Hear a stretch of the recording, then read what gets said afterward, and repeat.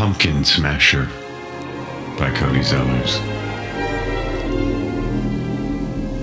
I'll tell you a straight little story about a curved little life, an odd tale that begins and ends in the same place and time, one Halloween night. A night when the most wonderful and horrible things can happen. It's a circular story, or should I say well-rounded, round like a pumpkin. Like the beautifully carved jack-o'-lantern sitting patiently on the top step of old Lady Clayton's house. It was the only one of the four on the steps that had been carved, and it had a queer grin. It looked like it knew something you didn't, and there was no candle in it. Bobby and little Linda Jeffers had just left the front door after trick-or-treating there. Bobby with just a baseball cap and his Little League t-shirt and, of course, a baseball bat. Linda dressed as a witch, a tattered hand-sewn black gown, the brim of her pointed hat almost too big to see around.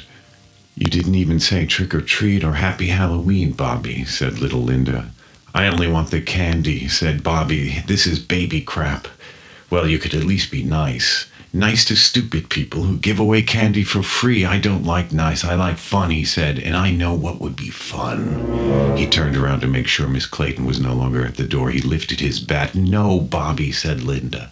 He looked at that one pumpkin with the mocking grin, and there was a little light flickering inside of it now. Weird, but it was like a sign. With wild glee, Bobby brought his baseball bat down hard on it, smashing it to bits, and ran off, leaving Linda to take the blame. All she could say was, "Somebody made that."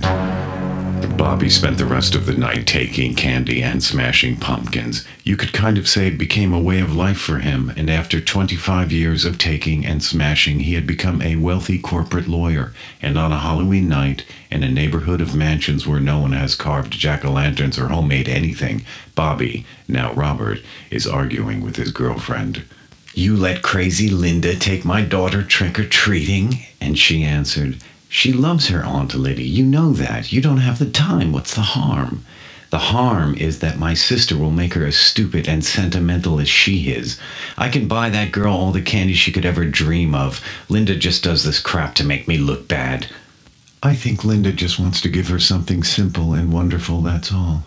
She almost whispered this last part, fearing his temper. "It won't happen again," he hissed. Things do have a funny way of happening again, though, don't they?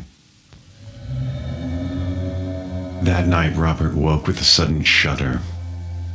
It felt as if his bed had become cold and damp, not just damp, wet and slimy. It was pitch black, and he realized that it wasn't his bed at all. It felt like something else. It didn't even sound like his room. His heavy breathing now echoed. He felt around. While his eyes adjusted to the dark, his hands hit something small that rattled.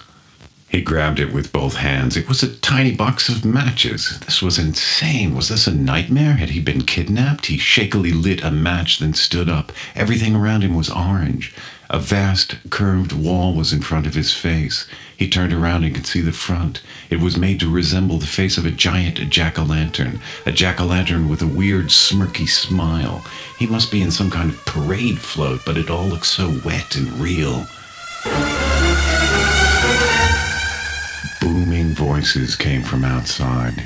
He heard, "I know what would be fun," spoken as though through a megaphone. He ran to the mouth opening to look out. Robert realized with horror that he was looking at his younger self, and he knew exactly what was going to happen next, because he knew where and when he was now.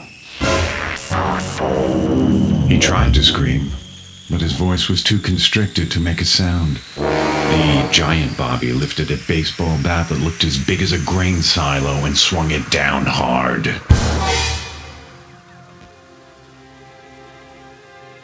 They found Robert Jeffers dead in his bed the next morning.